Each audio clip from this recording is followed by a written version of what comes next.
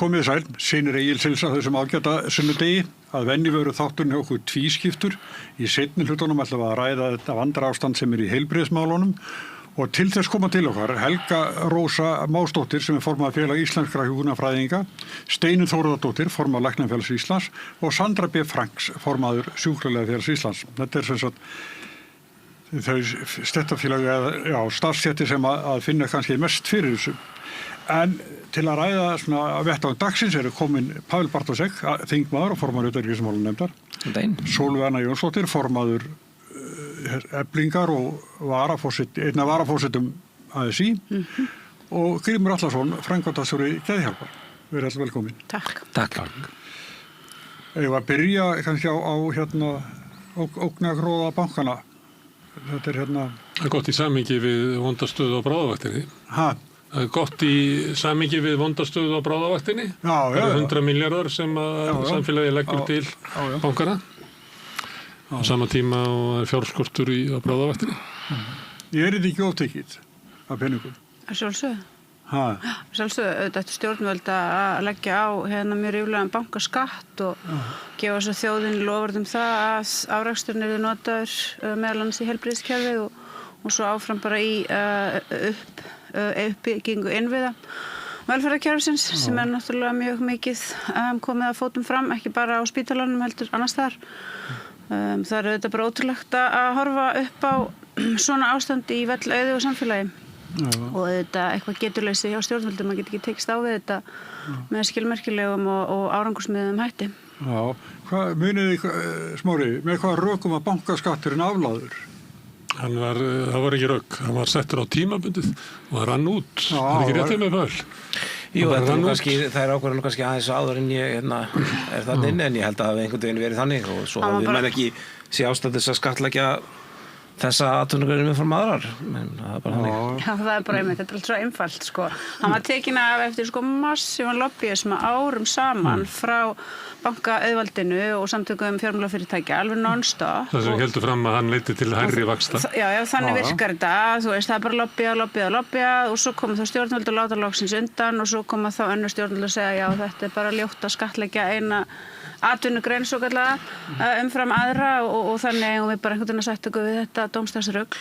Já, það er kannski með þetta er nefnilega, það er ágætt að tala um þetta er svolítið rögleysa því að það er alltaf að tala um að það megi ekki gera þetta hér því að þá verða vextir hærri. Nú er það svo að bankarnir að skýla hér hvað líklega 50-100% hærri hagnaði heldur en svona gengur að gerist. Þá er að tala um svona þessi return of assets til dæmis eignum, ekki bara eiginfjár og síðan að það er svoleiðis hér en þrátt fyrir það að þá er staðan svona og þrátt fyrir það eru stýrivextir 350% hærri hér heldur en í Danmörku og þrátt fyrir það hefur verðbólga verið hér 150% hærri síðastliðin 5 ár samtals heldur en í Danmörku. Þrátt fyrir að við notum þessi rök sem eru þess að það með ekki skattleggja ég er ekki að segja eitthvað að það sé rétt. En þú heyrir líka rökin eru horfin, nú eru rökin bara þau að það með ekki skattleggja eina atvinnugrein umfram aðra, þannig að það er ekki einu sinni verið að reyna að nota þessi rök lengur. Ég held að hafa nú verið rökin á sín tíma eins og ef einhver er að leita einhverjum hér til þess að halda uppi sérstakum vörnum fyrir bankakerfið, hvernig það er rekið, þá kannski þarf að leita einhvern annað. Ég man ekki eftir að ég hafi sérstaklega fært rök fyrir því að þurfa að leggja minnka bankaskatt til þess að vextir lækki. Ég held að það sem við höfum sagt, það sem við höfum verið í pólitíkinni oftast bara haldaði fram að með núverandi fyrirkomulag gjaldmiðla, þá er ólíklegt að við horfum á vexti sem eru sambærilega þeir sem gerist í öðrum löndum og það sé ekki hinn undirliggjandi þáttur í því. Þannig að ég held að langtímaplanið sé einfaldlega að stuðla því að við tökum upp annan gjaldmiðil þar sem við getum haft vexti og samkvæmt einhverju banka sem er sambærilegt því sem er í Evrópu. Ég held að það skipti meira máli heldur en það nákvæmlega hvað hætti skattlagning bankar hátt. Þangað til að svo útópía ykkar rennur upp með bakettu á hverju borði og FL-turninum út á götu, þá má til dæmis skattleggja bankana til þess þá að reyna að liðsina okkar að framkoma velferðarkerfi Já, aftur ég segi, ég held að hugmyndum að taka upp annan gjaldmiðil gegnum myntbandalag sé engin útubjá, hún felur ekki sem að þurfa að höldu bakettum eða einföldunum. Það verður allan að segjast alveg svo að það að við séum kostnaður við þennan gjaldmiðil, því við segjum alltaf sömu söguna, við þurfum bara að gera betur í efnahagsstjórninni. Og það kemur í hvert einasta skipti þegar kemur ný ríkisstjórn eða eitthvað, þá alltaf verið að gera betur í efnahagsstjórninni. Svo kemur einhver svokölluð vinstri stjórn og hún ætlar að gera betur í efnahagsstjórninni. Alltaf sitjum við uppi með þetta sama, við erum alltaf með þetta og þetta bitnar á sérstaklega fólki sem á lítið af peningum og enga peningar. Vextir, verðbólga, það er það sem að býtur okkur. Launin okkar, svo hækka þau en vexti í samfélagi það sem að því að svo notum við að það er búið launin ykkar er búin að hækka svo mikið en á sama tíma er verðbólgan sem er búin að vera gríðarleg. Kostnaðurinn náttúrulega hér á þessu landi eru þetta við það að halda hér upp svona ofsalega gráðugri og frekri auðvaldsstjætt. Í því er kostnaðurinn fólkin og já, vissulega leggst hann afskaplega þungt á þau sem að neðst eru einhvern veginn í tekjustiganum og hýrast á botninum í stigveldinu. Kostnaðurinn er ekki vegna þess að við séum hér með sjálfstæðan gjaldmiðil, hann er vegna þess auðmanna dekurs sem að stundað er alveg nákvæmlega sama hverjir við völd. Já, það er reyndar við erum svo lítil að við þurfum að flytja inn meira og minna allt sem við neytum hér og það er vandamál þegar þú ert með íslenskan gjaldmiðil. Það er alveg sama hvort 70% íslenskra launþega svo kallar að búa bara hér með mjög góð kjör. Það er bara staðreynd. Það er 30% á vinnumarkaði sem er það verkafólk og það er þá þetta innflytjendurnir sem hingað hafa komið til þess að knýja áfram hjól atvinnulífsins. Það eru þau sem að búa við skert kjör. Aðrir hafa það bara alveg ágætt. Það er bara staðreynd. Og ef þú horfir til Evrópu og þú horfir á stöðu láglaunafólks, verkafólks þar, þá er það ekki sérstaklega góð staða, ekkert frekar en hér og af því hlýtur þá að leiða svo augljósa niðurstaða að það er auðvaldsstéttin hér og þar sem að býr til þessi vandamál í lífi vinnuaflsins. Frjálst flæði verkafólks á milli landa Evrópusambandsins hefur ekki gert það að verkum að verkafólk hafið eitthvað miklu betur. Nei, það gerir það að verkum að til þess að þetta lönd verði samkeppnishæf sem þýðir bara það þarf að halda verðinu og vinnuaflinu niðri og svona nokkuð svipuð á milli landa. Það er vandinn. Það er vandinn og hann er ekki leystur hér né annars staðar í lífi verkafólks með að taka upp nýjan gjaldmiðil. Ég meina það er alltaf hægt að reyna að halda áfram að gera það sama og höfum alltaf verið að gera Ég veit ekki hvort við séum með rannsókn sem benda til þess að okkar auðvaldsstétt innan gæsum að undan sé einhvern veginn gráður heldur en aðrar meðan við búum við þetta fyrirkomulag. Ég held ekki fram að vera gráðugri. Ég get ekki fram að íslensku bankarnir eru gráðugri. Ég hef fylgst með þessu í nokkur ár og stundum hef ég fyrir því að fara og skoða bankakerfi í öðrum löndum og berða einfaldlega saman við landsframleiðslu. Núna 100 milljarðar, það slá upp í 2% landsframleiðslu og það þekkist bara hvergi á byggðu bóli að bankarnir skili 2% landsframleiðslu, 1 króna hverju 50 sem í hreinan hagnað eftir skatt af allt saman. Það er ekkert samfélag í heiminu sem sætti sig við þetta.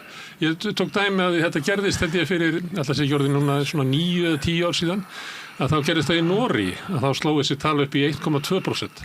Það voru allir bankastjórnir kallaði fyrir þingnefnd og látnir sverja það og lofa því að þetta er aldrei gert aftur. Bandaríkin stjórnmálu, því kannast við þessina klopninga með Wall Street og Main Street sem er svona hugmyndum það út annars vegar með svona framleiðslu kapitalisma og svo ertu hins vegar með fjármálavættan kapitalisma. Og þessi fjármálavætti kapitalismi er að drepa samfélagið með frekju og yfirgangi og við verðum að standa einhvern veginn með Main Street. Það er engin forystumæður í Bandaríkjum sem gæti komið fram og sagst vera að vinna fyrir Wall Street og það gerir það raunverulega allir í raun. Ég bara tala um að hvernig samfélagi lítur á þetta. Við erum bankakerfi í Bandaríkjunum nær alla 1% landsframleiðslu í hreinan hagnað. Það sem þetta er litið á sem krabbamenn í samfélaginu. Við einhvern veginn höldum að þetta eigi að vera svona. Við fengum ógeðslegt bankakerfi í árunum fyrir hrun. vinstristjórnin eftir hún ákvaða endur þessar bankana með sama formi, með sömu markmiðum að skila eigendur sínum sem allra mestum hagnaði. Og þannig hefur þetta verið síðan og svo eigum við stundum að sætta okkur við það að ríkið eigi hluta bönkunum og þetta komið þá inn sem arðgreiðslur, þannig að þessi verið að blóðmjólka okkur hérna, þannig að allir orðnir fölir og reikulir í spori vegna þess að bankarnir þurfa svo mikið, að þá eigum við að sætta okkur við það að það rennir sem arður inn í ríkissjóðu eða sem bankar, þetta verður bara að berja niður þess að vexti, þetta bara gengur ekki.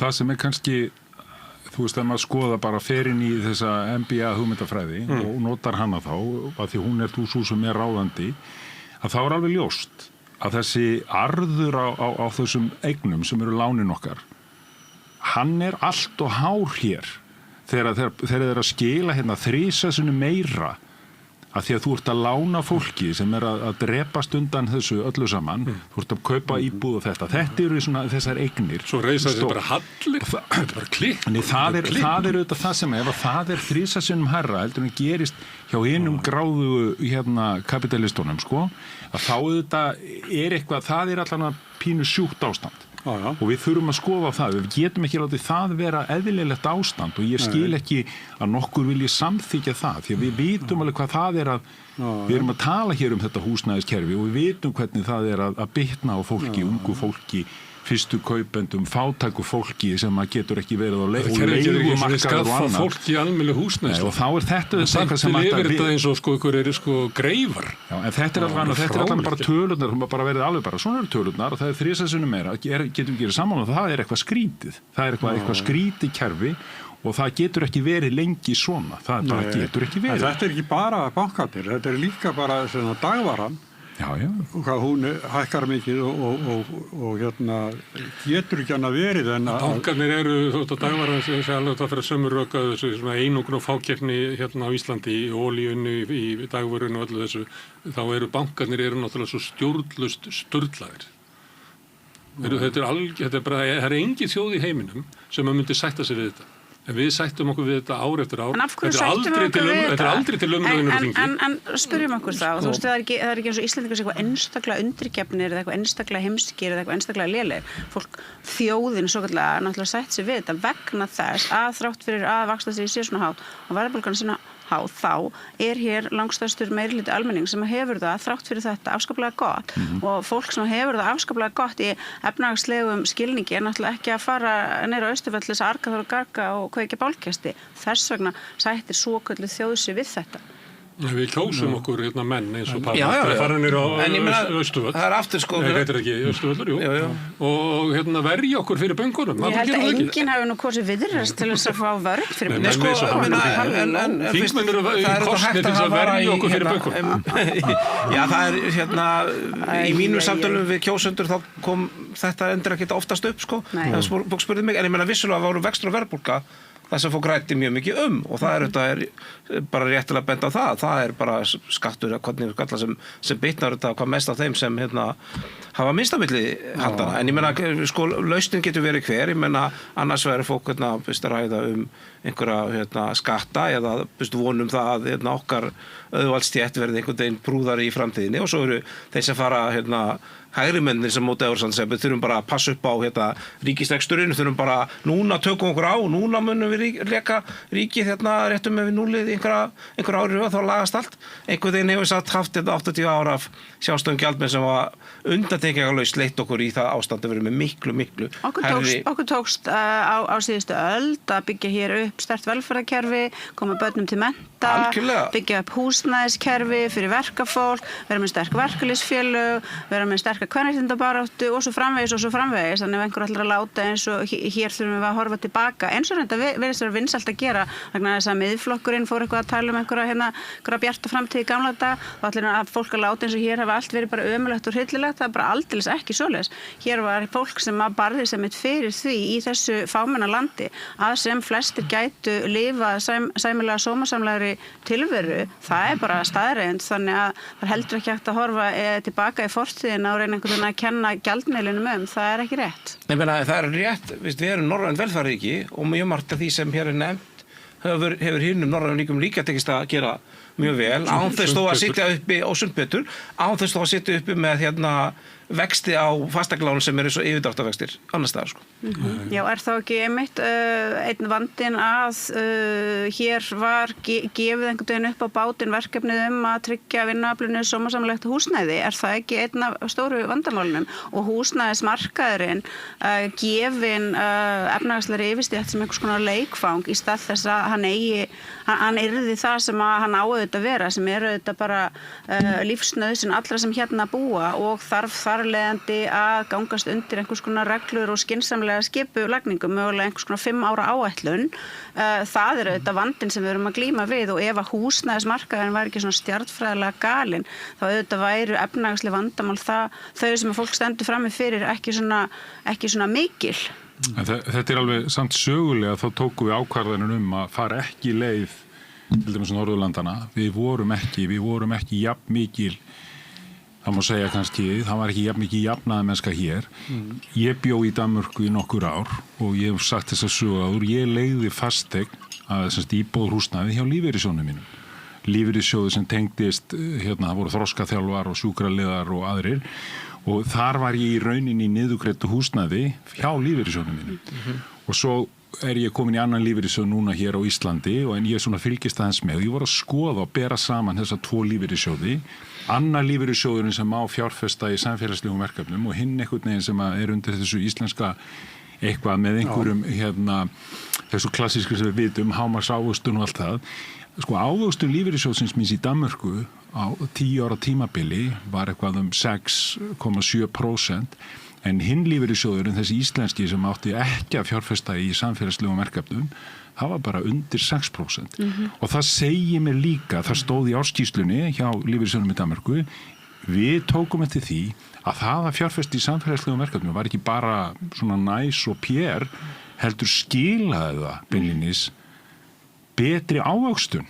Og þetta auðvitað kerfi sem það ekki þetta mannanna verk líka, en við þurfum að velja, þú veist, mér finnst einhvern veginn þessi, og okkar saga öll svona, við erum öll einhvern veginn að sneiða hjá öllum þessu þáttum, við vorum svo fljótt komin í þessa eignastefnu okkar, allir að eiga allt og þetta gekk allt út á það, og við sitjum upp með þetta kerfi sem Ég alveg upp í verkamannabústöðunum sem var þetta niðurgreitt húsnæði fyrir fólk sem hafði ekki aðganga nægilega miklu fjármagni til þess að kaupa íbúð á einhvers konar frjálsum markaði, þannig að það var hér sjálfsögðu ekki fullkomið kerfi, ekki frekar en nokkur kerfi eru fullkomin, engu séu gott kerfi sem að fólk gat verið í og gat átt heim í hverfum og haft húsnæðisöryggi og verið með börnin sín í sömu skólunum og svo framvegis. Það var svo lagt niður af, eins og allir vita, Sjálfstæðisflokknum og Framsóknarflokknum stuttu fyrir aldamót. Þegar maður hugsa tilbaka hafa verið ein manneskja á þessu volaða landi sem stóð í lappirnar og var í málþófi niður í þingi og það Jóhanna Sigurðardóttir og af því nú ég búin að vera nokkur ár inn í verkalýðshreyfingunni og mér hún mjög hugleikin og ég hugsa hvernig gat íslensk verkalýðshreyfing leyft þessu að gerast? Akkur var ekki boðað til fjöldamótmæla, akkur var ekki þúsundir kölluð niðrettir til þess að styðja við Jóhannu Sigurðardóttur og reyna, ég ekki að segja að það hefði tekist, en reyna eftir bestu geta að koma í veg fyrir þetta.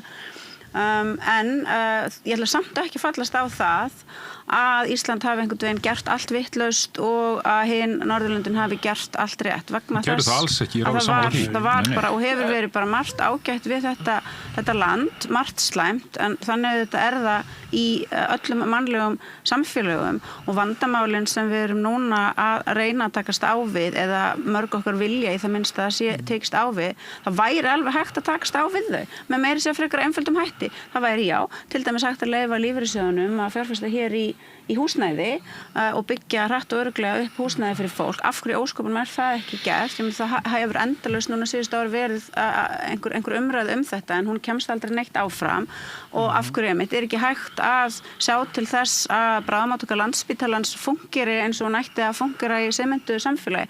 Ástæðan fyrir hún fungerar ekki svokallaður fráflæðisvandi. Hvað það?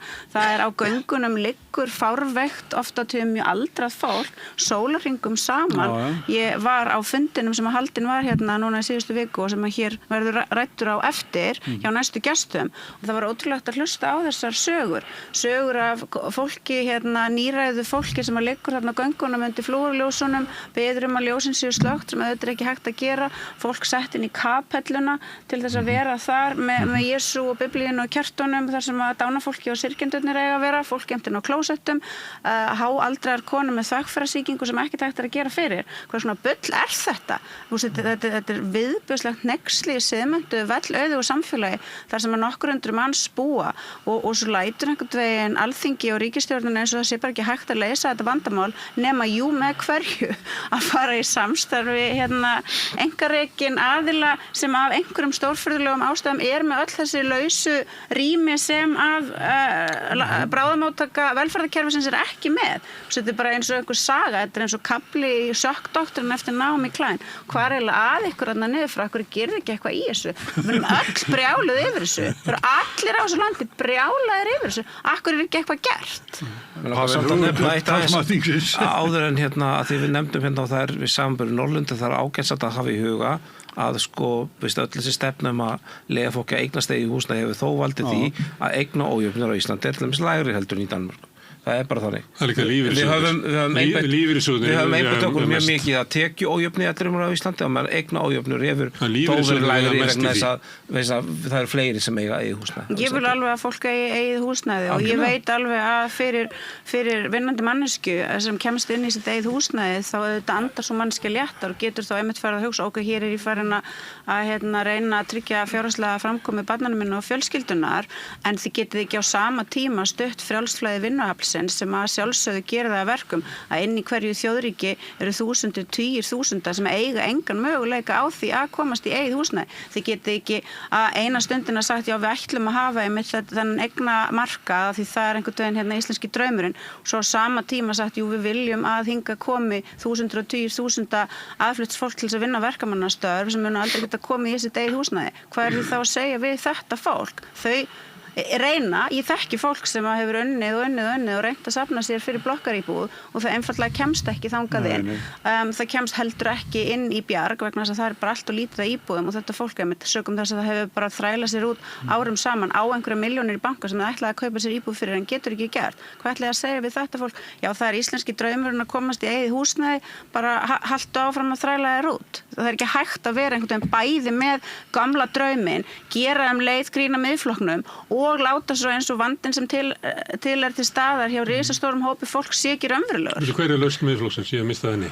Miðflokkurinn, hann varð ægilegt eitthvað svona grín bein á samfélagsmiðlum. Nei, en hann var að horfa tilbaka og sé allt var gott í gamla daga. Hann er ekki með hennar lausn í húsnæðismálum. Ég er ekki að segja hann sé með hennar lausn. Ég bara er að segja að það er ekki hægt að láta eins og hræsnin sé bara hjá þessum þarna en ekki hjá þeim sem að fara með völd. Þau eru alveg jafn uppfull af hræsni og Miðflokkurinn og þau eru alveg jafn lítið lausnamiðið og Miðflokkurinn vegna þess að það má aldrei tala raunverulega vandan sem er þetta sjúka misrétti og stéttskiptingin sem samfélagi færir af sér sem að gera það að verkum ekki Miðflokkurinn að ræða það?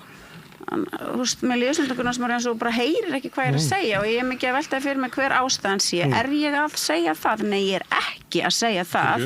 Ég er að segja að það er engin flokkurinn á þingi núna sem er að tala fyrir raunverulegum lausnum til þess að leysa þennan vanda. Fólk er bara all hlaupandi út í hver hornin á fætur öðrum. Hangir svo þar, þykist vera með einhverja lausnir en enginn kemur með raunverulegu lausnina sem er það að skattleggja ríkt fólk, skattleggja fjármagnstekjueigendur, skattleggja bankana, taka eitthvað af þessum helvítis milljörðum sem að renna í vasa og gróða hjá einhverjum útvöldum einhverju útvöldin yfirstétt og nota til þess að tryggja réttlátt gott samfélag.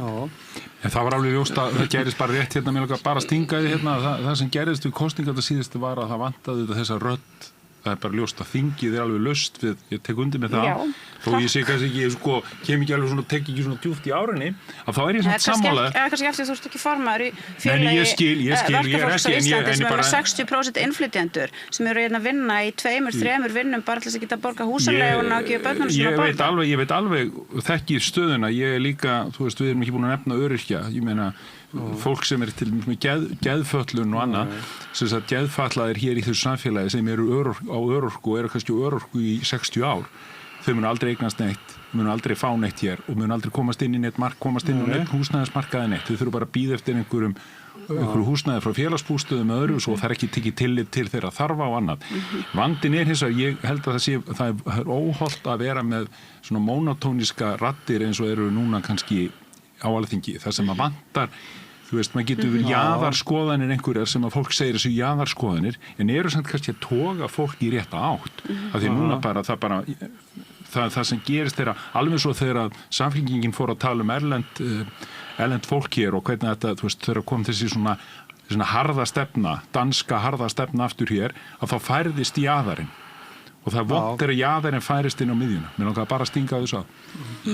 Já, ég náttúrulega vel mér ekki samstæðsfólk á þingi, það eru bara kjósendur sem velja þá í almennum kosningum, skilur mér, það voru bara kosningar í síðast og sósíalistaflokkurinn fékk lítið fylgi, VFK komst ekki inn, Píratar komst ekki inn og þetta er bara niðurstaðar þeirrar lýðræðislegar ferlis hver það situr sko. Það er ekki það að segja, ég er hins vegar ekki endilega sammála því að einhvern veginn ég vil túlka þannig að grunnvandinn sé sko frjálsræði fólks og að einhvern veginn við ættum auðveldra með að meðhalda okkar valdamála ef við myndum segja upp EES-samningum eins og miðflokkurinn hefur opnað á eða fara einhvern veginn þá leið. Ég held við myndum bara horfa á lokaðra samfélag og samfélag sem verður minni tækifæri bæði frá okkur ef Íslendingar vilja fara til útlanda og læra þar að vinna og til fyrirtæki sem það vilja starfa.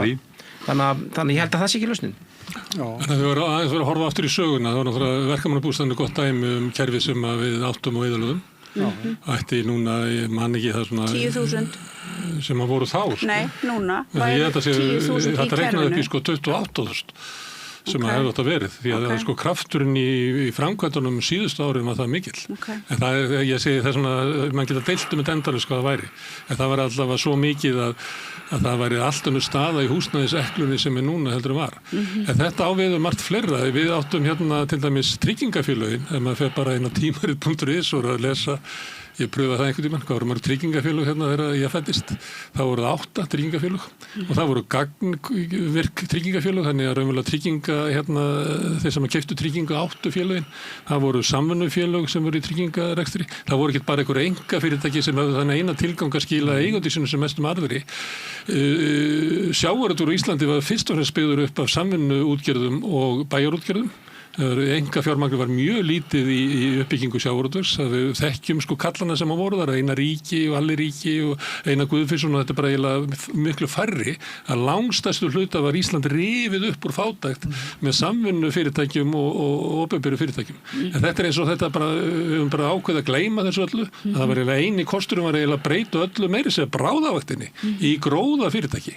Og þannig að við einhvern veginn verðum við að vakna af þessu því þetta er að eyðileggja samfélag. Ég sammála, við þurfum að vakna og ég meina það er aftur þessi fundur sem ég var viðstödd vegna þess að Efling tók þátt í að halda hann og við erum hérna með ekki mjög fjölmennan en mikilvægan hóp sem starfar á bráðamóttökun og svo eru þetta eflingafólk sem þrífur bráðamóttökun og eflingafólk sem stundar þar öryggisgæsluna og það var áhugavert að vera á þessum fundi og hlusta á sögur hjúkrunarfræðinga og lækna og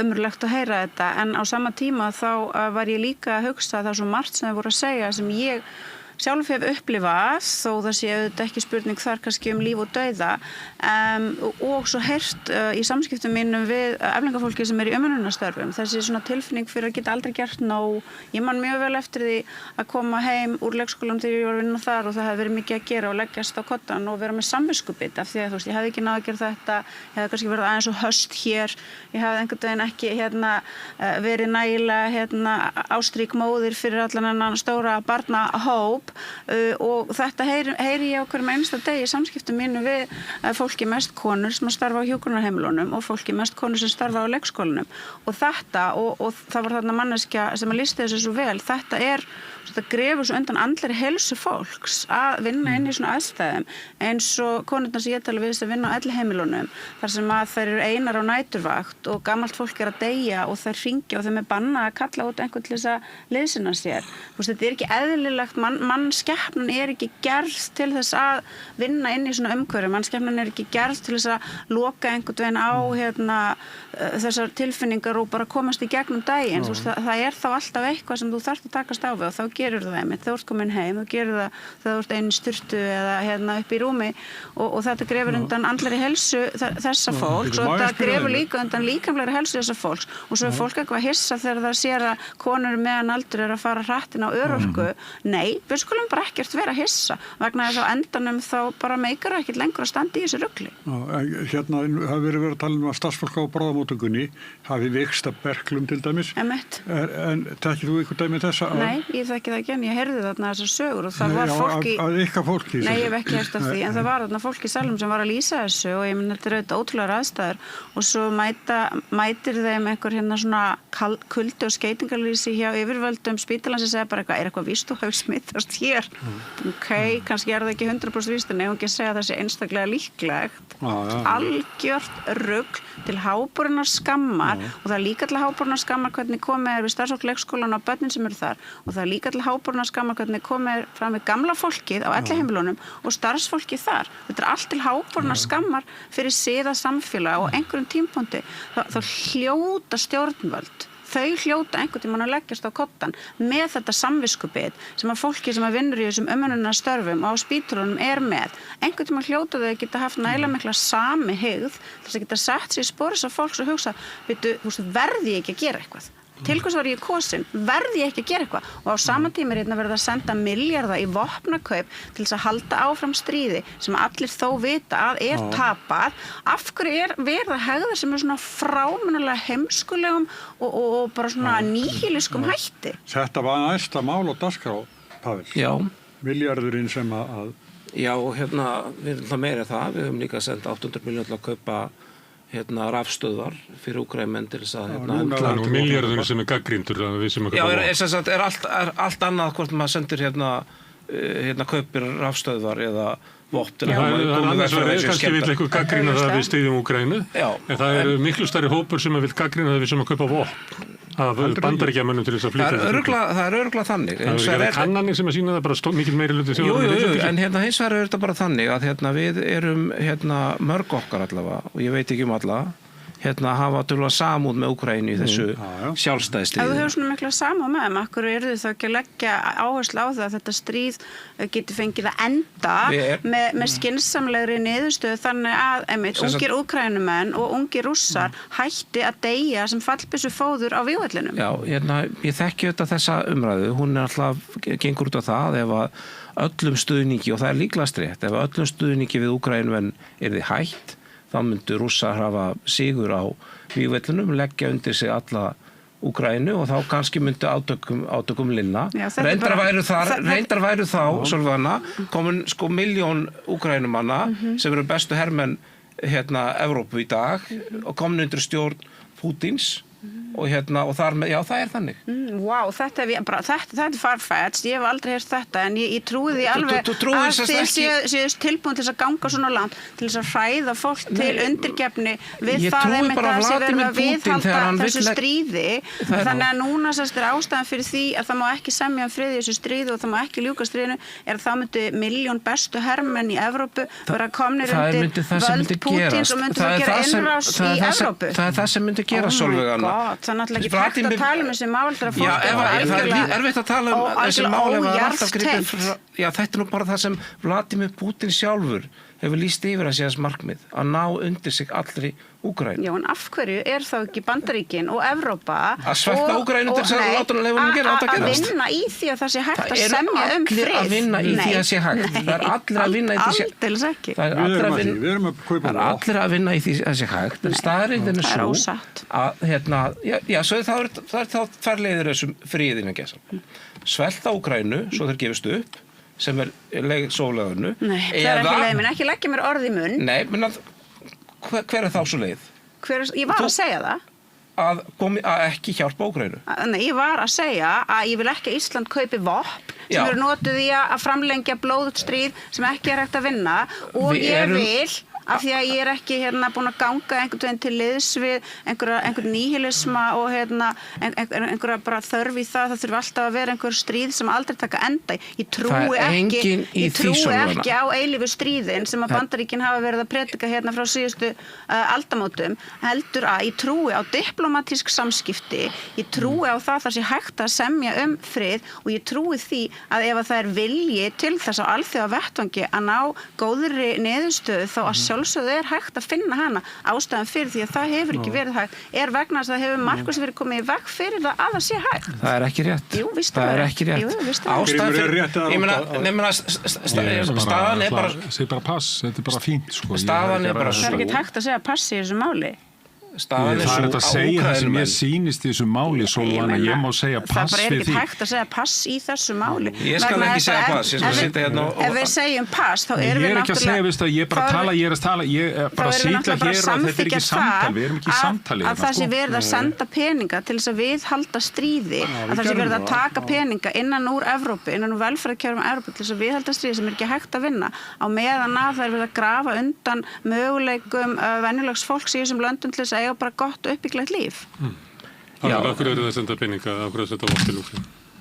Vegna þess að við erum styðjum Úkraínu þeirra sjálfstæðisbaráttu og þetta er ekkert annað en það. Af hverju sendið þá ekki peninga og vopn til Palestínu? Við styðjum Úkraínu. Já, sendið þá peninga og vopn til Palestínu líka. Þetta er svona whataboutismi. Nei, alls ekki. Ég bara að segja, ef að þetta helsta markmið í utanríkispolitík er að styðja fólk í frelsisbaráttu, sendu þau þá þangað. Þú þarf ekki að hafa þetta eins og Pambondi í bandaríska þinginu. Er ég Pambondi? Nei, ég verð ekki að meina það. Það voru bara, maður heyrði aldrei, það voru allir alltaf í einu. Þú átt mínúturnar eins og þau segja það. Staðreyndin svo það var ráðist á Úkraínu. Ég held að það sé allir sem sjá það sem vilja það sjá. Það voru einn aðeins sem reyðist á hinn. Við erum tilbúin að styðja við Úkraínu í þeirra sjálfstæðisbaráttu. Við erum tilbúin að senda þeim tæki til þess að geta haldið á sér hita yfir þennan vetur. Ná, ég skjóti inn að því að Rússar réðust inn í Úkraínu, þá er eina lausnin frá ykkar sjónarhorni fullnaða sigur Úkraínu á vetur. Nei, það er ekki eina lausnin og það er alveg ljóst, hefur verið ljóst í núna í nokkuð tíma að Úkraínumenn eru tilbúnir að semja vopnahlé í þeirri stöðu á vígvöllum sem er í dag. Rússar krefjast þess að það er ekki bara það, heldur fá þeir afhent í landsvæði sem þeir hafa ekki ennþá ná tökum á. Það er þeirra krafa. Nú geta allir sagt hvað þeim finnst sanngjarnt í þessu. Mér finnst valla sanngjarnt að við stöðum Vígland þar sem hún er í dag, vegna þess að þá eru það verðlauna árás aðalega. En það eru Úkraínumenn sem eru taka það ákvörðu. Þeir eru í viðræðum við Rússa eitthvað stær í Abu Dhabi. Algjörlega, en ég held í það. Á meðan eina sem Rússar eru að gera núna, þeir eru að tefja, ná sér tíma þessu samningaferðum, vegna þess að á meðan þeir myrja áfram nokkra ferkilometra á viku, þá sjá þeir ekki tilgangin til þess að semja. Af hverju ættur þess að gera það? Samvættlíðið Rússland ber ekki mikla virðingu fyrir fólkinu sem þar býr, menn þeir hafa sendt inn og það eru örgulega 1 milljón mann sem hafa látist að slasast í þessu stríði, þannig að þeir munu halda áfram að gera það. Eina leiðin til þess að það náist friður er að þessi hæga framrás Rússa stoppi og leiðin til þess þær hafi vopn að verja sig. Og ég sé ekki tilgangur með því. Hvernig ætlar að stoppa þess að hægu framrás Rússa? Með því að gefa þeim það sem þeir hafa til þess að geta varið sig. Og ég sé, ég get skilað þessi bara móti því að Úkraínumenn að gefa Úkraínu pening. En mér finnst aldrei skrítið. En við erum tilbúin að gera það, en bara þannig okkur líður vel með það. Við skulum ekki gefa ykkur það sem þið segja að þið þurfum mest að halda. Við ætlum bara að gefa ykkur það stuðning sem okkur líður vel með. Að Íslendingar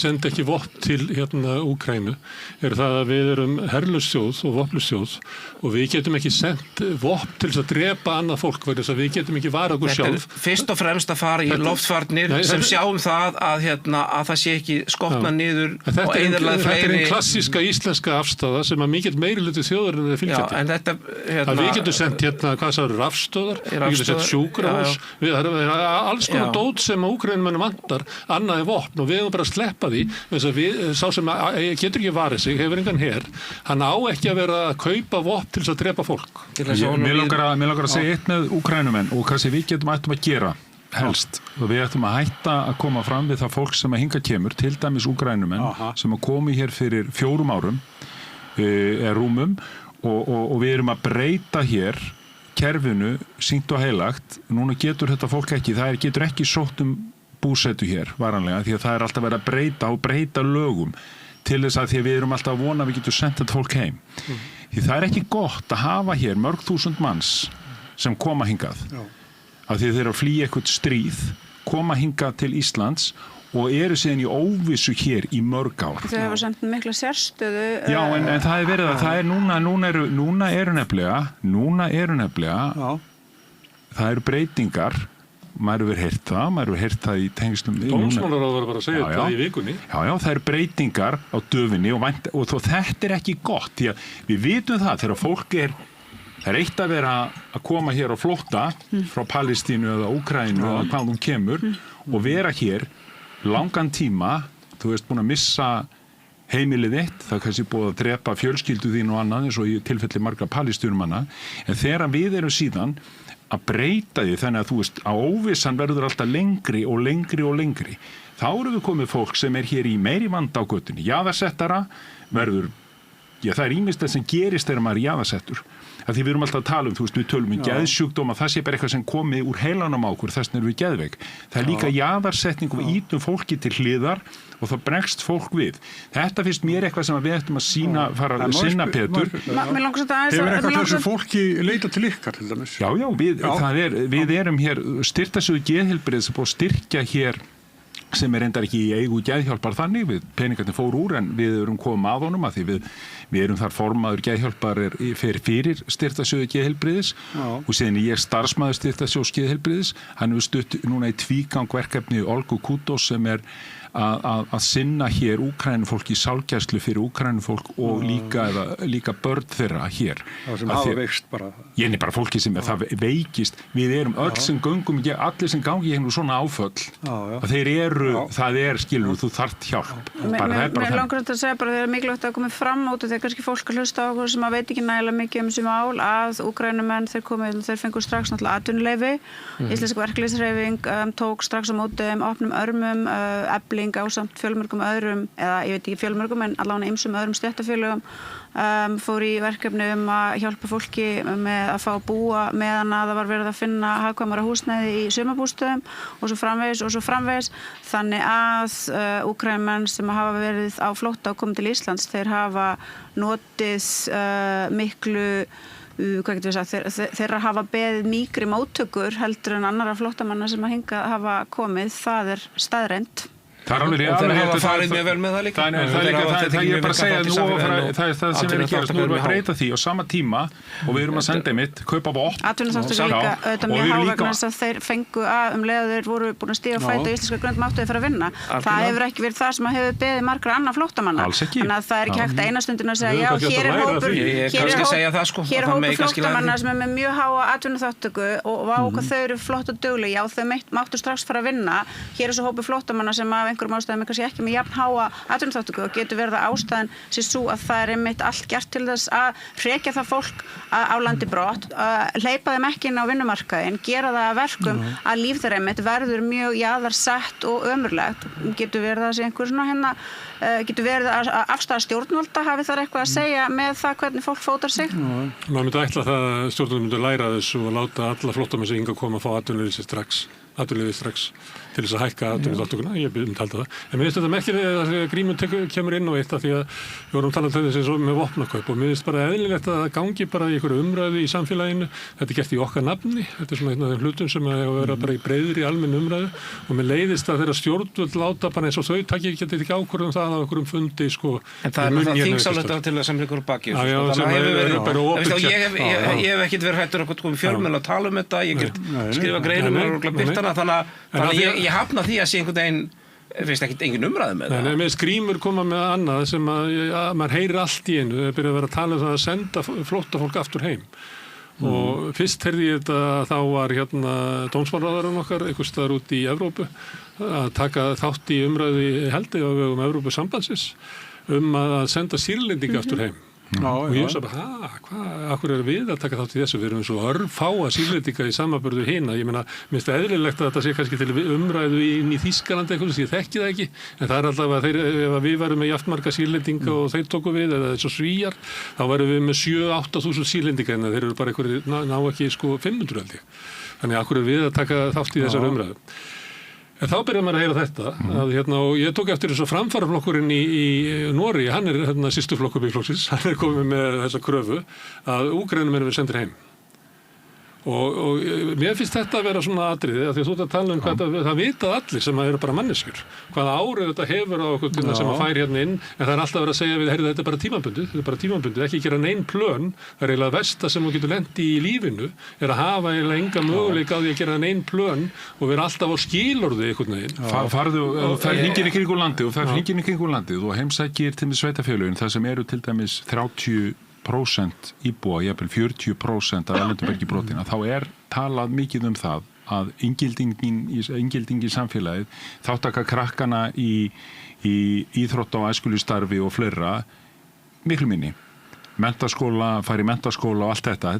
Þetta eru hópar sem að ná einhvern veginn þrátt fyrir að þeir koma á þessum forsendum vinnuveitandana í runni, koma hingað og eru þarna, og nú þessi hópur, við erum komið miklu stærri hópa því við tókum að móti mjög mörgum Úkrænumönnum, við tókum líka móti Venesúlamönnum sem við byrjuðum nú að breyta hér fyrir nokkrum árum. Og erum að senda heim. En að þetta gerir það verkum að við erum líka, og þá verður, og ekki nóg með það, eins og kannski Sólveig Anna minntist á hérna áðan, með skólakerfið í gamla daga, þá vorum við í skólum kannski í Fossvoginu með einhverjum krökkum, en núna erum við ekki lengur í Fossvoginu með þessum krökkum í skólum, af því að það bara því monotóniskara samfélag heldur en þú ferði í eitthvað annað ef þú ferði upp í fellin.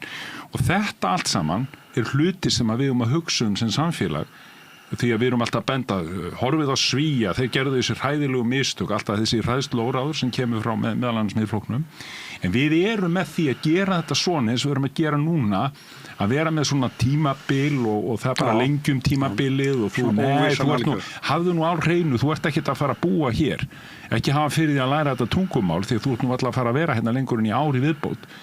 Allt þetta hefur vond áhrif á samfélagið. Ég held að þetta komið fólki á óvart, Ég held að flestir hérna í Íslandi halda það að við höfum boðið Úkraínumenn að koma hingað. Og ef að þú nærða fótfestu hérna í íslensku samfélag, þá það bara frábært, þá er þetta bara hluta okkur og velkomin. En ekki það að segja, svo ef að Zelenski sem frið í júní, eins og hann segist alltaf gera, að þá rekuðu ykkur all heim.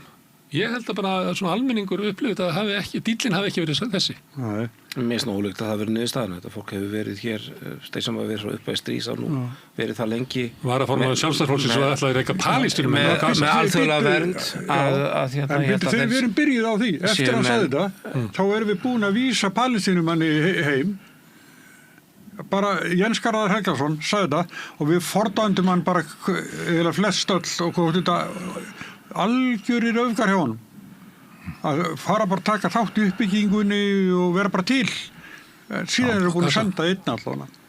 En allavega þetta búið að vera, það búið að skerpa aðeins á þessari útlendinga orðræðu hér í núverandi ríkisstjórnar sem ég finnst ekki góð pæling af því að hún hefur áhrif á fólk og við verðum einhvern veginn að hugsa þetta litla samfélag sem hér, það viðkvæmt og við verðum einhvern veginn að ná að fólk verður og jaðarhóparnir, fátækir jaðarhópar sem að stækka og verða fjölmennari, það ekki gott fyrir þetta samfélag. Þó að eins og við vorum að tala hér áðan og 70% af okkur, við höfum það svo gott að við bara pælum ekki í þessu, að þá talsverður hópur þegar við orðið 30% Íslendinga og jafnvel meira sem á þessum stað. Það ekki gott samfélag. Það verða átök í samfélaginu, það vont að búa í svona samfélagi. Það það. En við erum með náttúrulega helling til að ræða. Já, heyrðu, það hérna, við erum með verðbólgu og mjög svo fyndið að Mokkin segir að þegar að gjöldin voru hækkuð hérna að ríkissjóðinni, að þá segir Mokkin að þeir hafa ekki spurt Seðlabankann. Það var nú Stefán Einar sem spurði hann í Sæði anda þegar Davíð Oddsson var, hann hafi spurt Seðlabankann. Það var allt vitlaust þegar það var ekki Villi Birgis upp á Skaga sem að vildi spyrja Seðlabankann hvort að tilteknar hækkanir myndu leiða til þess að þeir myndu taka ákvarðanir það var muni ekki eftir því. Það var bara hneykslunnar alda gekk yfir eitthvað tíma fyrir jólin áður þið gerðu samningin. Nei, man ekki eftir. Bara sjálfstæði Seðlabankans. Það sjálfstæði Seðlabankans og það bara heila. Það heilara en Guð og það heilara en allt heilar. Og eins og við til dæmis reyndum í kjarasamningunum 2024 sem skrifum undir það á langtíma kjarasamningunum og vildum við setja inn forsenduákvæði lækkun vaxta. Það var allt vitlaust. Samtök atvinnulífsins tjúluðust, við létum útbúa fengum útbúið fyrir okkur minnisblað sem sýndi fram á það væri bara vel hægt að vera með forsenduákvæði eins og þessi en ég menn það var einmitt bara látið eins og við værum bara guðlastarar af verstu sort og bara það næsta sem við myndum gera væri bara að fara að naga barsfót í beinni útsendingu þannig að það sjálfstæði Seðlabankans hefur verið og mjög mikið og það náttúrulega það sem að frjálst markaðshagkerfi gengur út á og það þessi dýrkun á sjálfstæðum Seðlabankum af því að annars væntanlega Pavel að hugsa verðum öll eins og Venezuela eða eitthvað líka en það nú mikið stig eimdar á milli áður en við komum þangað sko. en þú veist nú Seðlabankinn orðinn svo sjálfstæður að stjórnvöld í lýðræðislega kjörnu samfélagi eiga að fara til hans í hans mikla sjálfstæði og fá leyfi áður en að þau taka ákvarðanir að beita ríkisfjármálum með einhverjum hætti.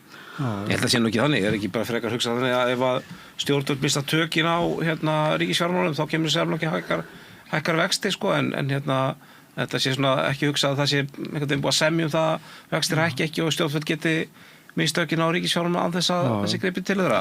En fyrst aftur, ég meina ég ekkert endilega vissum að við eigum einhverja töfralausn út úr þessu með minnsta sjálfstæða gjaldmiðil í heimi. Mættum við ekki fara að ræða núna lög Seðlabanka sem að þessi grei sem að stýra Seðlabankunum hafa bara verið að horfa á verðstöðuleika sem að leiði til þess að í hvers skipti sem þeir halda þess að koma verðbólga og hafa bara eitt tæki sem að hækka vexti. Það augljóslega að það virkar ekki og það bara hefur kostnaður við það gagnvart þeim sem að skulda og þeim sem að síst skildi bara stjarnfræðilegur og talandi svona hvernig þetta íkja upp stéttaskiptingu þá þetta dæmi hvernig það gerist. Og þetta hefur mjög slæm áhrif, þetta eyðileggur húsnæðismarkaðinn okkar fleira, þannig að augljóslega þetta ekki að virka. Ekki komið tíminn til þess að bara ræða í staðinn fyrir að vera að tala heilarleika sjálfstæðs Seðlabanka. Hann tala bara ný lög Seðlabanka þar sem hann verður að taka tilliti til dæmis stöðu húsnæðismarkaðs, eins og gert næstu í öllu löndum nema okkur. Ég held að sé nú reyndar oftast þannig að vera störuleiki sé langstæsti. Hver sem ástæðan að þá hefur þetta tæki þegar við hækkum vexti, það hefur allt önnur áhrif hér heldur en nokkuð tímann hefur haft í ferðið önnur lönd í kringum okkur. Það einhvern veginn, næmnin allt önnur og það segir okkur að þetta eitthvað annað dæmi hér og spurning hvort að formúlan sé í rauninni gangi upp í þessu samfélagi sem að við einhvern veginn bjuggum til. Mér finnst það alltilega að ræða þetta. Það þannig að þegar þú lest einhverja hagfræði að þá virðist þessi hagfræðiformúla alltaf verið mjög einhvern veginn beikluð hér. Ég vissi þetta svo nefnir bara hugmynd að Seðlabanki verið áfram sjálfstæður hann að taki til fleiri þátta í rauninu. Það alveg hægt að örgulega ræða það. Ég held að fresti svona íhaldsamari sér nú á því að verðstöðuleiki skiptir aðmáli. En ég er samt bara ekkert ég í alveg ekki viss það að við komumst út úr þessu ástandi með þennan gjaldmiðil. Að sömuleiðis hljómar þetta alltaf þannig að við verðum að halda þjáningunni áfram til þess að knýja þjóðina áfram að taka við þessari erfiðleika. Alls ekki, við erum ekkert stórkalla samfélag, það er rétt sem Sólveig nefndi, við höfum háan lífsstandard, við höfum háan kaupmátt, við bara göngum reglulega gegnum það að fáum verðbólguskot og svo koma á þetta launþegar og vilja eðlilega fá það bætt og gott betur að því það snýst kjarabaráttu að fá meira út fyrir sér snúð frá árið, eðlilega og svo bara keyrir þetta áfram svona endalaust og við munum þá líklega ef við erum áfram þennan gjaldmiðil þá munum við varanlega búa við allt í lagi kaupmátt allt í lagi atvinnustig en langvarandi hærri verðbólga, hærri vexti heldur en aðra þjóðir. Það er náttúrulega við ætlum að fara inn í Evrópusambandið þá auðvitað verða hér miklar breytingar og mögulega geta þær leitt af sér lægra vaxtastig og lægri verðbólgu og eitthvað svoleiðis. Það má vel vera. Ég hef enga kristalskúlu og get ekki spáð fyrir það, en það sem ég veit 100% að til þess að við getum fungerað inn í Evrópusambandinu þá náttúrulega breyta íslenska vinnumarkaðsmódelinu alveg. Við þurfum að innleiða hér svokallað SALEG. Hér verður samið vissar prósentur og sú nálgun verður ákveðin við einhvers konar þjóðhagsráðsborð. Þetta mun auðvitað gera það að verkum að það mun draga úr allri raunverulegri starfsemi verkalýðsfélaga eins og við þekkjum hana núna og mér finnst skrítið að þetta sé aldrei rætt. Þetta ekki rætt á vettvangi stjórnmálanna, þetta hefur ekki verið rætt á vettvangi verkalýðshreyfingarinnar, en þetta alveg ljóst. Þannig að þú finnst mér það sérstaklega góð og spennandi tilhugsun að vera þá komin inn í miklu ólýðræðislegra og svona formfastara vinnumarkaðsmódel sem að mun verulega skerða getu vinnuaflsins hér til þess að semja verðið á framlagi sínu. Nei, mér finnst ekki sérstaklega spennandi tilhugsun. Mér finnst ekki gott ástandi eins og það núna þar sem að verka á láglauna fólk dregur samningsvagnin, reynir að semja með skynsamlegan hætti til þess að reyna að ná niður vöxtum og verðbólgu og svo kemur hið opinbera og semur við aðra hópa miklar umfram hækkanir, atvinnurekendur á almenna markanum, númer 1 velta hækkununum út í verðlagið og númer 2 eru svo að borga verulega umfram laun það sem samið var sem auðvitað knýr hér áfram verðbólgu bálið, en ég vil þrátt fyrir þessa galla á íslensku vinnumarkaðsmódeli þar sem að láti sem eins og að menn með 2 milljónir á mánuði og kona með 500.000 eigi einhvern veginn að hafa nákvæmlega sama til dæmis verkfallsrétt og eigi að hafa nákvæmlega sömu getu til þess einhvern veginn að lama atvinnulífið til þess að fá betri samninga, þá vil ég samt frekar það kerfi. Út af því á endanum þá finnst mér bara ágætlega vænt íslenskt samfélag og ég ágætlega investeruð í því að tryggja að þau gildi sem að við höfum gert á okkar eins og til dæmis gildinum háa stéttarfélags aðild og mikla þáttöku verkalýðsfélaga í því að móta samfélagið að þau séu ennþá til staðar og það augljóst að ef að það á að tróða okkur inn í Evrópusambandið að við munum aldrei geta búið við þetta módel. Það ekki hægt. Nei, Danir með aðeins öðru vinnumarkaðsmódel en Íslendingar, en ég sé ekki endilega Danir sem eru í Evrópusambandinu eru tengdir við evruna, þeim hefur gengið eitthvað verð að ná fram kjarabótum fyrir sína laun það. Ég ekki Dani, ég að segja, ég vil halda í mín íslensku gildi og mitt íslenska vinnumarkaðsmódel og munurinn á stéttarfélags aðild til dæmis hjá Dönum og okkur, hún auðvitað mjög, mjög mikil. Já, en ég bara samt að segja. En hvernig við horfum á þú veist, þetta kerfi líka, þú veist, þetta bankakerfi sem hér, lífeyrissjóðakerfi og allt þetta sem það sem þetta einhvers konar svikamilla, þú veist, að húsnæðis í rauninni það verður að hækka húsnæði verður að hækka til þess að hreinlega, þú veist, að þetta kerfi, því þetta svo miklu peningar sem það búið að investera í svo miklu, við erum svo lítið, þetta fjárfestingamarkaðun hér svo lítill fyrir alla þessa aðeila sem með þessa peninga sína, sem hafa grætt svona mikla peninga, að þeir eru þarna, taka þátt í okkar, í fjörutjónum okkar, sem þá í mín eign það eina sem ég mun eignast á ævinni, kannski eitthvað húsnæði og svo það bara í þessum spíral sem alltaf hækkun sem fer aftur inn í það. Þetta líka séríslenska kerfið og mér finnst það svo fráhrindandi. Það húsnæðisbóla mjög víðar en á Íslandi og húsnæðismarkaðurinn í mjög mörgum evrópskum stórborgum einmitt orðin þannig að vinnuafl og ungt fólk getur ekki lengur eignast þar íbúðir og annarkvort fast á leigumarkaði eða ítist út í jarana. Það þó allavega til þess, það mjög þróaður og þroskaður leigumarkaður víða í Evrópu, mjög, Berlín, Kaupmannahöfn, víða, það sem þú veist, Svíþjóð, það hefur verið margt gott sem eru gert þar líka. Ég var að benda á gallarnir við íslenska kerfið eru þessir. Þetta loka, þess að þú ert alltaf með þetta inn í þessu matadorspili, þessir eru einhvern veginn í kringum borðið að spila alltaf sama matadorið í þessu lokaða hagkerfi með þessa lokuðu örmynd. En ekki vandamálið hvernig íslenski húsnæðismarkaðurinn samsettur? Það eru 5.000 leiguíbúðir sem eru hægt að skilgreina sem félagslegar. Það eru 11, 1200 eða 1300 íbúðir inn í Bjarg.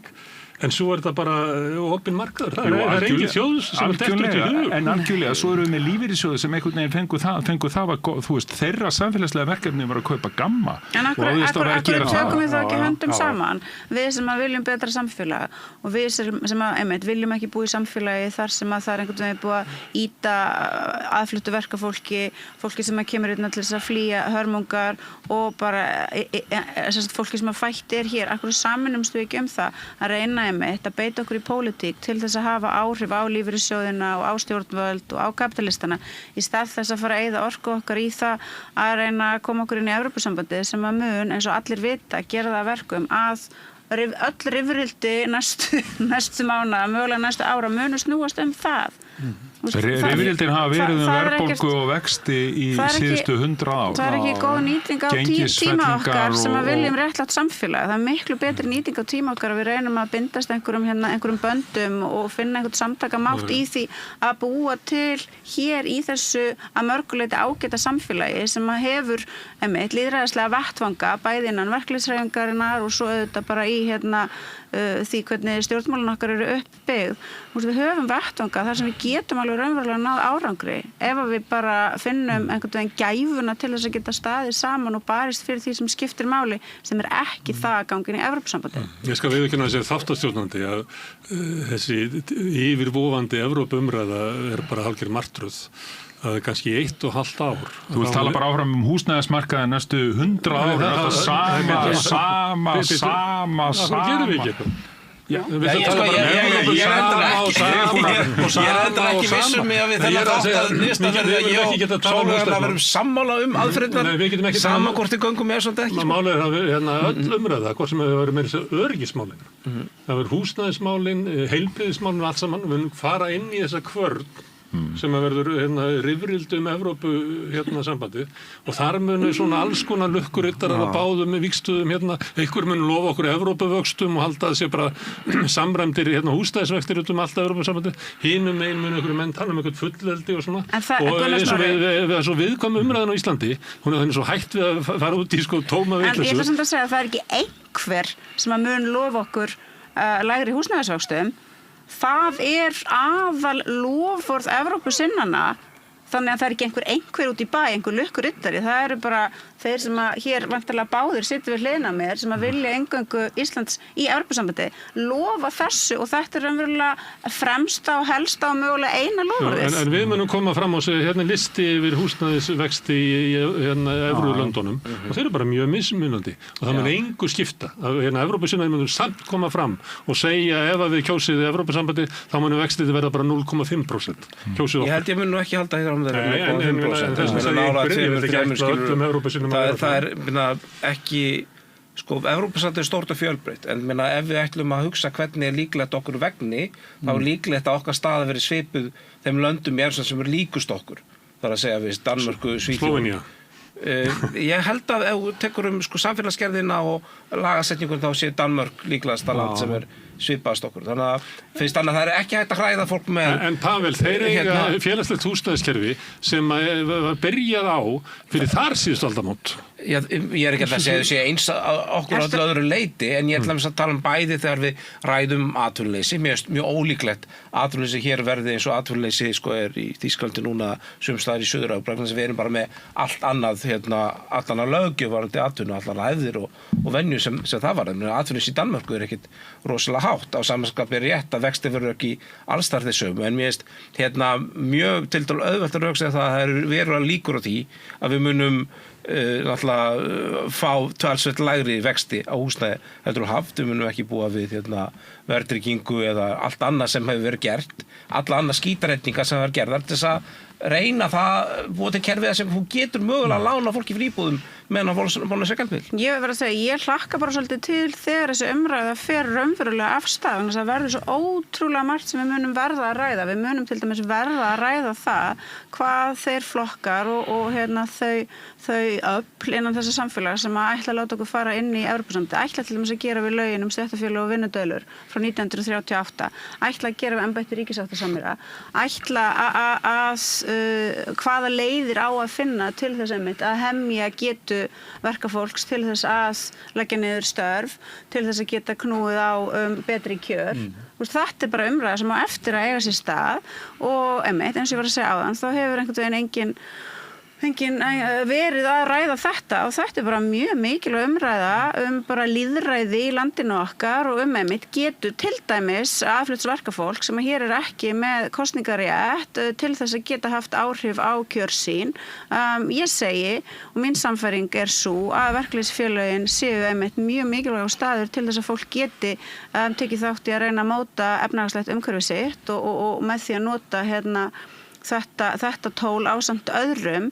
Þetta bara, ég er mjög spennt að fara inn í þessa umræðu. Ég held að muni margt komið í ljós, ég held að muni margt opinberast afstöðu fólks og ég held að verði margt sem að verði sagt og lagt fram sem að muni gera það verkum einmitt að þessi átök og þessi rifrildi verði mikil og mögulega með öðrum hætti en fólk ímynda sér akkurat núna.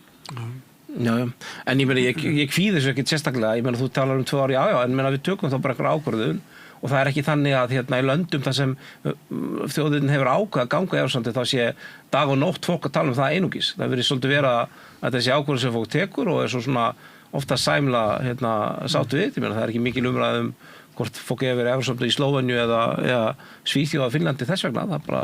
Við höfum tekið svolítið sirpur í þessu og algjörlega. Svona maður sér það að þetta svona gamlar svona vílínur, þannig að það tekur svo upp stundum eitthvað svona þjark sem að maður sér ekki. Það væri gaman ef okkur tækist að koma að einhverju máli svona opið og reyna að skoða hverjir eru kostirnir, vera með einhverja greiningu, komast einhvern veginn saman það. Ég hef svolítið verið að kvarta yfir því undanfarið okkur tekst þetta í fáum málum. Þetta er ekkert samkomulag í samfélaginu hvað veldur þeirri verðbólgu sem er á Íslandi í dag. Það bara getur hver sem komið fram með einhvern veginn sín gömlu baráttumál og sagt að verðbólgan myndi hverfa ef þau myndi hlýða mér. Fyrir einhverjum árum síðan þá var þröskullinn að Evrópusambandinu Maastricht skilyrðin og við uppfylltum ekkert að þeim svona fyrir 10 árum, ekki neitt. Og ekki ennþá, held ég. Nei, ekki verðbólgumarkmið allavega, en það er sumt að hinum er að fara hraðar niður heldur en vonast að það til, sko. Þið hafið trú á umræðu hefð Íslendinga? Ég hef enga trú á henni endilega, sko. Ég gerir bara svo Bondi, ég öskra bara þangt að einhver hlustur á mig.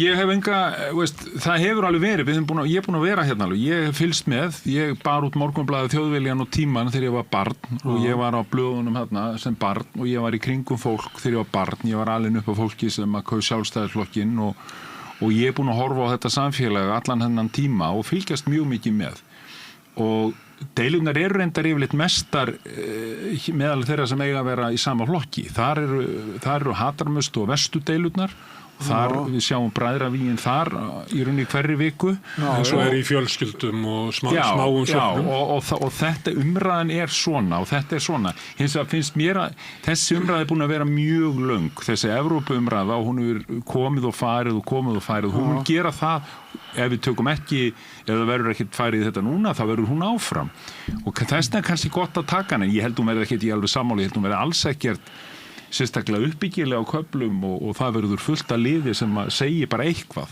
hvort sem að standi með því vil fara í Evrópusambandið eða ekki Evrópusambandið það verður gott ef að verkalýðshreyfingin tæki þessu alvarlega og myndi efna til svona þjóðfundar það er mjög gott bara að gera ég hvet og það er bara gott svoleiðis er alltaf gott við þurfum að gera meira af því Má ég spyrja það einu að því að það verður tölur aukið atvinnuleysi og það er ójafnt hvar það kemur niður verður þið var við aukið atvinnuleysi hjá fólki í Eflingu?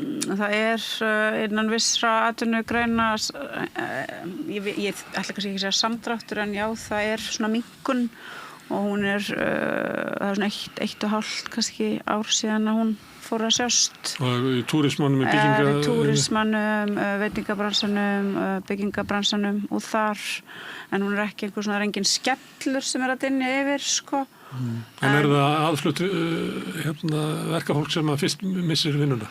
Ég held að í því efnahagsmódeli sem að við búum hér við, sem að keyrir á því að vera með mikið aðfluttu verkafólki sem að gengur í þessi störf, já, þá held ég að það gefi augaleið að það er náttúrulega fyrst það sem að missi vinnuna. Svo eru líka aðrar ástæður fyrir því að það aðflutt verkafólk sem að missir fyrst vinnuna, þau eru mikið á almenna markanum. Á almenna markanum eru raunverulega, það engin uppsagnavernd, þannig að það alveg ótrúlega auðvelt fyrir atvinnurekendur að segja upp fólki og annarkvort ráða ekki aðra í staðinn eða ráða aðra í staðinn og þetta líka bara módel sem að við höfum séð svona óprúttna atvinnurekendur nota.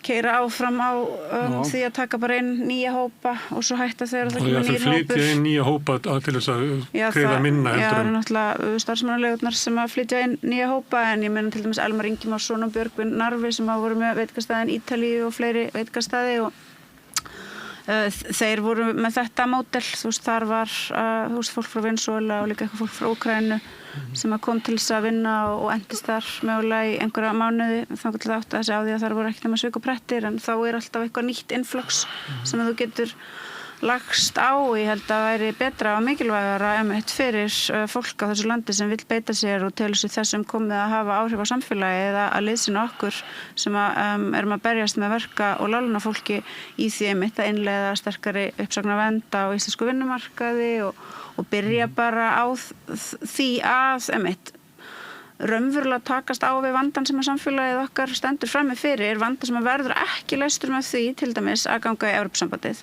Bara vandi verkafólksins hérna á þessu landi, vandi láglaunafólks á þessu landi, húsnæðisvandinn á þessu landi, meðferðin á aðfluttu vinnuafli, meðferðin á fólkinu sem að starfar í leikskólanum og hjúkrunarheimilunum. Hann verður ekki leystur með því að ganga í Evrópusambandið. Þetta aftur á móti vandi sem mjög raunverulegur. Við ættum að sjá hann og viðurkenna hann á hverjum einasta degi og sú viðurkenning að gera það verkum að við gætum fundið einhvers konar getu til þess að standa saman í að berjast gegn honum en aftur, ég held að það sé megin ástæðan að hér bara svo ofsalega stór hluti sem hefur það bara mjög gott og það þetta forréttindi þeirra sem hafa mjög gott að kannski hafa meiri pólitískan áhuga á einhverjum svona hérna stærri málum, hafa meiri pólitískan áhuga einmitt á því, getum við farið í Evrópusambandið eða ekki, heldur en að hérna horfa aðeins niður á jörðina og sjá vandan þar og vilja leysa hann. Mér finnst að við ættum að einbytta okkur að því en ekki því að ímynda okkur að lausnina sé að finna í því að ganga í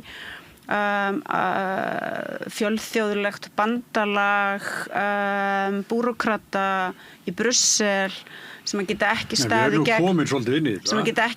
gegn þjóðamorði, sem að geta ekki staðið gegn hergangna-iðnaðinum, sem að geta ekki staðið og hafa engan áhuga á því að standa gegn alþjóðlegu auðvaldi og svo framvegis. Já, það náttúrulega hefur samt farið sér gagnrýni frá báðum hliðum, Ég það fengi ofta Ögmund Jónasson á fund í þinginu og það sem hann kvartar undan því að Evrópusambandið sé bara kapitalista bandalag og svo eru aðrir sem halda fram þetta sé einhver allsherjar sósíalismi, Ég held að sannleikurinn liggur nú einhvers staðar í miðjunni, þetta er tilraun til þess að búa til en það er enginn sem heldur því fram að þetta sé einhver allsherjar sósíalismi nema bara mest deranged Ég hef fullt af hægrimönnum sem halda því fram mest svona deranged liðið sem að líka bara heldur ýmsu öðru fram en það náttúrulega engin manneskja sem vill láta taka sig alvarlega í alvarlegri umræðu sem að myndi halda nokkru slíku fram en það sannarlega hægt að halda því fram eins og Ögmundur gerir með mjög góðum rökum að Evrópusambandið þjóni fyrst og fremst hagsmunum kapitalista. Það erfitt að segja að svo sé ekki en það getur enginn haldið fram að Evrópusambandið sé hérna einhver sósíalismi. Og það með atvinnuleysi sem vaxandi og svona ýmis teikn á því að við sem að sigla inn í svona frekar erfiðan tíma efnahagslega. Hafið þið áhyggjur af þessu í ríkisstjórninni? Já, sjálfsög gerum það. Þið þurfið að endurmeta plönin ykkar? Með hvað hætti þetta að tala hvort við að ég ekkert vindilega vissum þessi stemning fyrir því að við höldum á planið áfram að rétta við rekstri ríkissjóðs þannig náum við niður tökum á vöxtum verðbólgu. Atvinnuleysi á Íslandi þó að sé hækkandi þá það samt svona við erum ekki að sem betur fer ennþá að horfa fram okkur atvinnuleysi sem eru mjög háar. Hvað segirðu? Sem sumstaðar í Evrópu. Í þeim löndum það sem einmitt hefur verið tekin upp þessi sterkari uppsagnavernd sem hér var áðan talað fyrir í að nú helst í þeim löndum eins og Norðurlöndum þar sem uppsagnaverndin ekkert sérstaklega sterk þar sem atvinnuleysið lágt En Er ástæðan fyrir því að þú ert þá að tala um svona fluid vinnumarkað? Já, sveigjanlegur. Við höfum á Norðurlöndum haft gæfu, ég skal bara tala vel um Norðurlönd, haft gæfu til þess að búa til kerfi, þar sem við erum með félagslegt kerfi og það er ríkið, en við höfum ekki sett að herður enga geirans að vera félagslega kerfið. Ok, ég bara það tók mér smá tíma, ég skildi ekki alveg hver röksemdafærslan var, en svo fattaði ég og já, ég meina hér á Íslandi hefur einmitt ástæðan fyrir því, eða það sem verkalýðshreyfingin og stjórnvöld segja að sé ástæðan fyrir því að hér sé lítil sem engin uppsagnavernd á almenna vinnumarkaðnum er þessi kviki vinnumarkaður, að þú missir vinnuna á einu stað en þú farð strax vinnu annar staðar.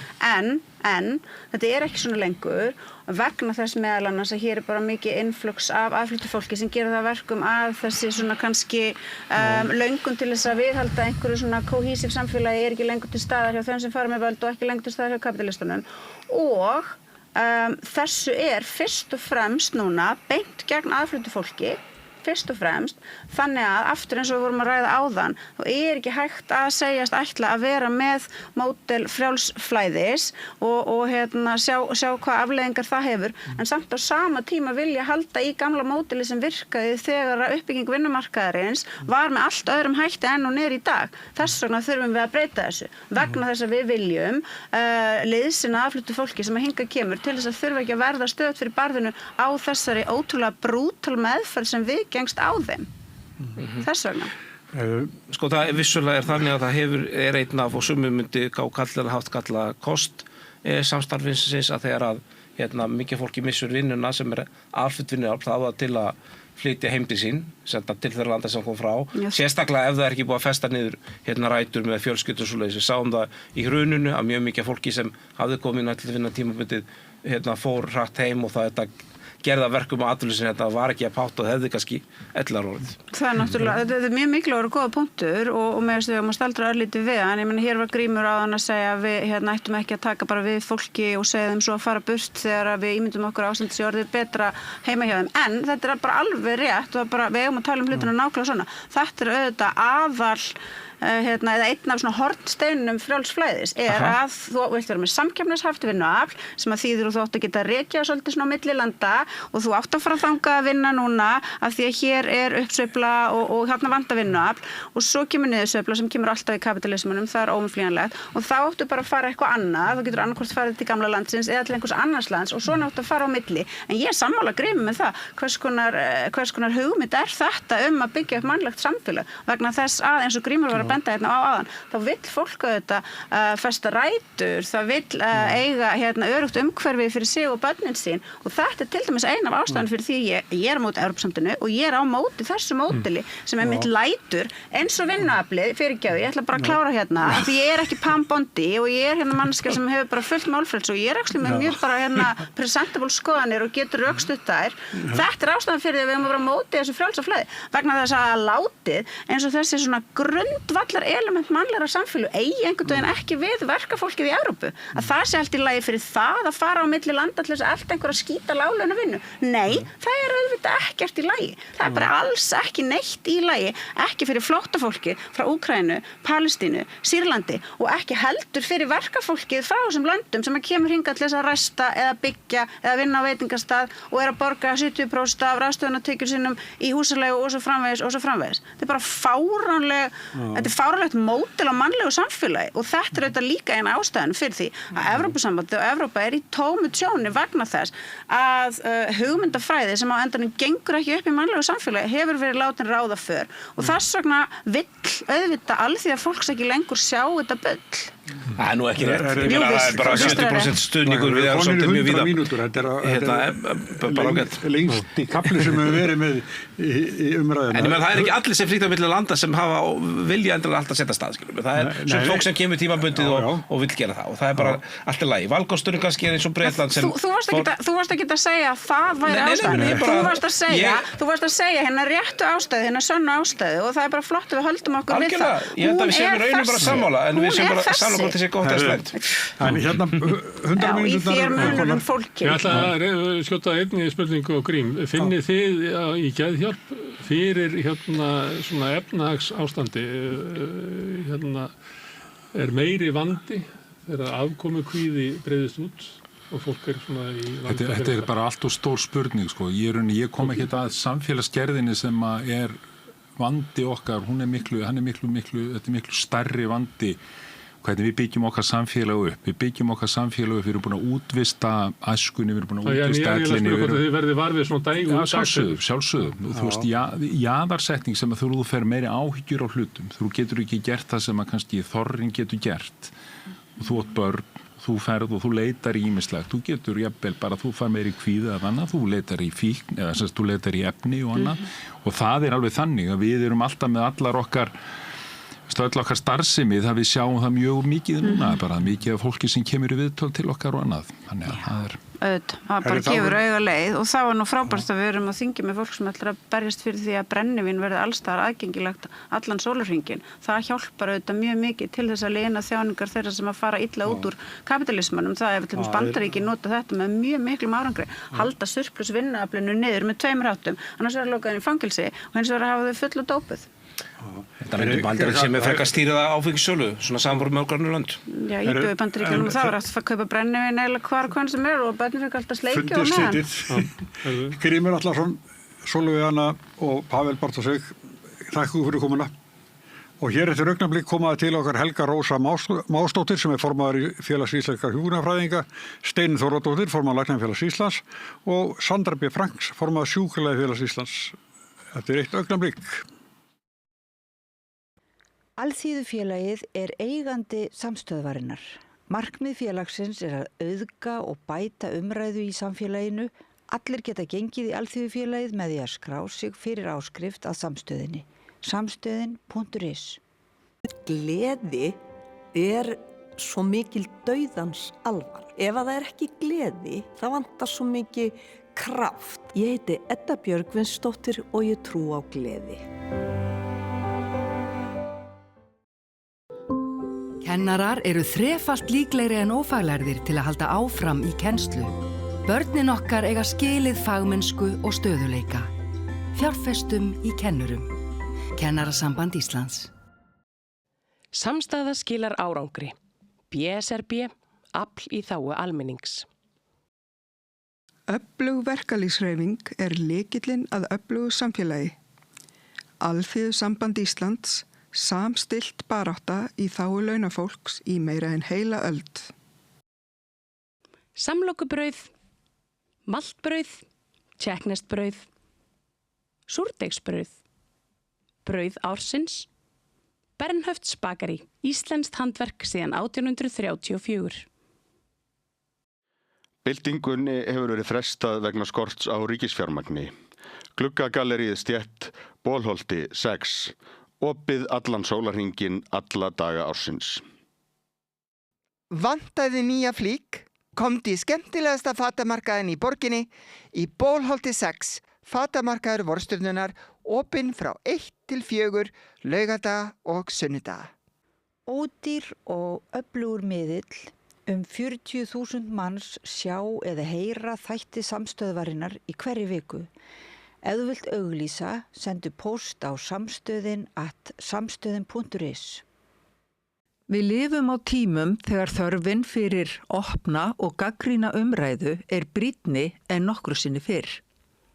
Ég heiti Ólína Kjerúl Þorvarðardóttir og ég styð og vel samstöðina, sjálfstæðan og óháðan fjölmiðil.